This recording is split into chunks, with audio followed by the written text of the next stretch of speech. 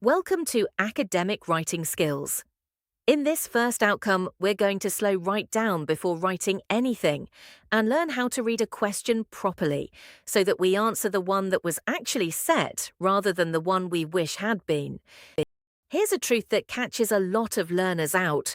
Most marks aren't lost because the writing is poor. They're lost because the writer quietly answered a slightly different question in their head. To analyze a question simply means breaking it into parts and working out what a full answer has to do. For example, if a question asks you to weigh up two causes, an essay that lists 5 causes without judging any of them has already missed the point. We'll take it step by step, but these habits carry all the way into Level 3 and university. Try thinking of a question as an instruction rather than just a topic. If you misread the instruction, even beautiful writing won't earn the marks because you're answering the wrong thing. Take "Why do small businesses fail?" and notice how it quietly expects more than one reason, and ideally some sense of which reasons matter most. Those hidden expectations are what we call the implications, and spotting them early keeps you from leaving out exactly what the marker is looking for. Let's get 4 or 5 words straight, because we'll lean on them throughout. The command word is the verb doing the ordering, such as analyze, explain, or evaluate. The topic is what the question is about, say, small businesses, while the focus is the particular angle, perhaps the reasons they fail. Scope tells you how much to cover, flagged by little words like main, to, or in the UK. And an implication is something the question expects, but never quite says out loud. A handy move before you plan is to physically pull the question apart. Underline the command word, then mark the topic, the focus, and the scope. The command word decides how you write, the topic and focus decide what you write about, and the scope stops you either overshooting or wandering off the point. Try it on. Describe 2 benefits of teamwork in a small firm, and you'll see all 4 parts jump straight off the page. There's a simple routine here that's worth making automatic. Read the whole question slowly, then read it again. Underline the command word, mark the topic and focus, and check the scope for limiting words like main or briefly. Then, crucially, put it in your own words. That last step is the real test. If you can restate, analyse the main reasons UK high street shops are closing in a single clear sentence, you genuinely understand it. Implications are the expectations hiding just beneath the wording. A plural like reasons quietly tells you one point won't do. Evaluate tells you description alone won't do, you need a judgment. And in the UK tells you to reach for British examples and context. The trick is to turn each of those into a checklist item so your finished answer can tick them off one by one. Let's work one through properly. Take Analyse the main reasons why many new coffee shops in the UK close within 2 years. The command word analyse asks you to break the reasons down and show how they connect, not simply list them. The topic is new UK coffee shops, the focus is early closure, and the word main narrows the scope to the most important few. Restated in your own words, it becomes something like, explain and weigh up the biggest causes of early failure for UK coffee shops. Here's something well worth remembering. A word can shift its meaning depending on the subject. Value, in a business essay, usually means worth or profit, but in an art class it might mean lightness and shade. In the same way, culture means the way an organisation operates in business, yet it means shared customs in sociology. So always pause and ask what a term most likely means on this course, in this subject. So let's zoom in on those command words, because they really are the most important words in any question. They're the verbs that set your task, words like describe, explain, analyse, discuss and evaluate. Answer an analyse with a flat description or an explain with a rambling argument, and you'll drop marks even when the content itself is right. Getting the verb right is honestly half the battle. It helps to picture command words on a ladder. Down at the bottom sit words like describe and outline that ask what something is. Higher up, words like analyse and evaluate ask you to break things apart, compare them, and reach a judgment. Knowing where your word sits tells you how much thinking to put on show, because a top-rung word wants far more than a neat account of the facts.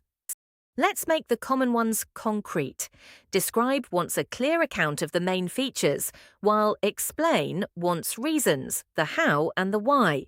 Examine asks you to look closely and question the detail, and analyse asks you to break something into parts and show how they connect.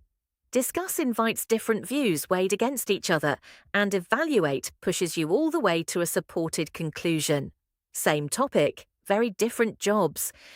It's worth splitting these into two camps. The descriptive words, like describe, outline, state, define, and list, basically ask what, and you answer them by getting your facts right. The analytical ones, like analyse, examine, discuss, and evaluate, ask why, how, and so what, and you answer them by explaining links and making judgments. Description is fine for background, but at level 3, it's the analytical work that carries most of the marks. Beyond the command word, every question carries key terms you have to understand. A concept is an idea or category.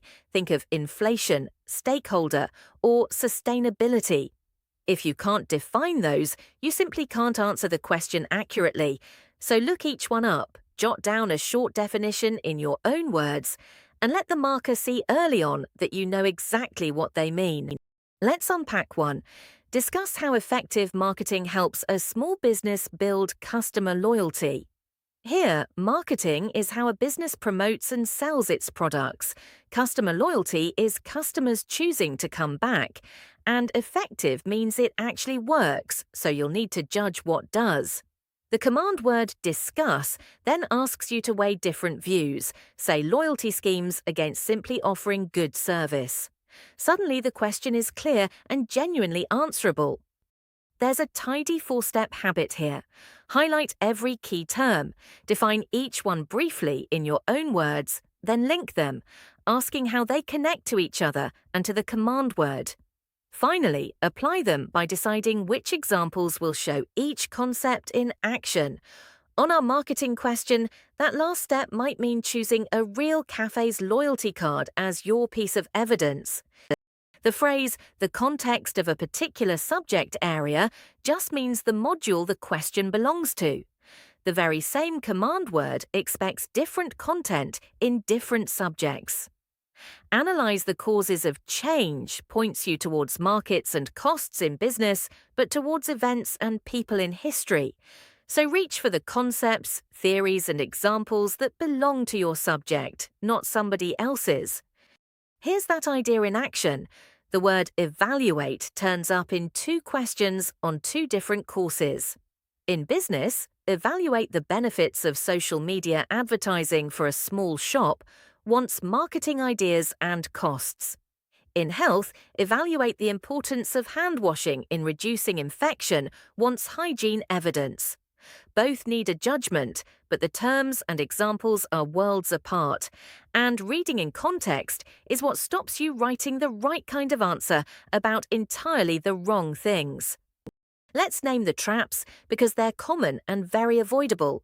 There's ignoring the command word and just emptying your head onto the page.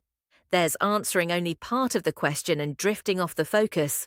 There's missing limiting words like main or to. And there's leaving key terms undefined, so the whole thing turns vague. 5 quiet minutes analysing the question first heads off nearly every one of them. Before you write, it's worth running a quick self-check. Have you underlined the command word and said what it asks? Do you know the topic, the focus, and the scope? Have you listed the implications, and can you define every key term? And here's the friendliest test of all. Could you explain the question in a single sentence to a friend? If it's yes to all 5, you're ready to plan. So let's pull this together. Analysing a question means breaking it into its command word, topic, focus, and scope, and then listing what it implies. The command word tells you how to answer, and the higher order ones expect far more than description, meaning shifts with the subject, so always read in context and define your key terms before you write. Do that, and you've already sidestepped the single most common cause of lost marks. That brings us to the end of the first outcome, where we've learned to slow down and truly read a question before answering it. If you'd like to take this further, the reading list points you to some genuinely approachable guides, with Stella Cottrell's Study Skills Handbook and Brian Greetham's book on writing better essays, both being lovely starting points. You'll also find the Manchester Academic Phrase Bank, very useful for the language of analysis, along with the Open University's study resources. Have a browse through them and then carry these habits straight into Learning Outcome 2, where we begin planning the response itself.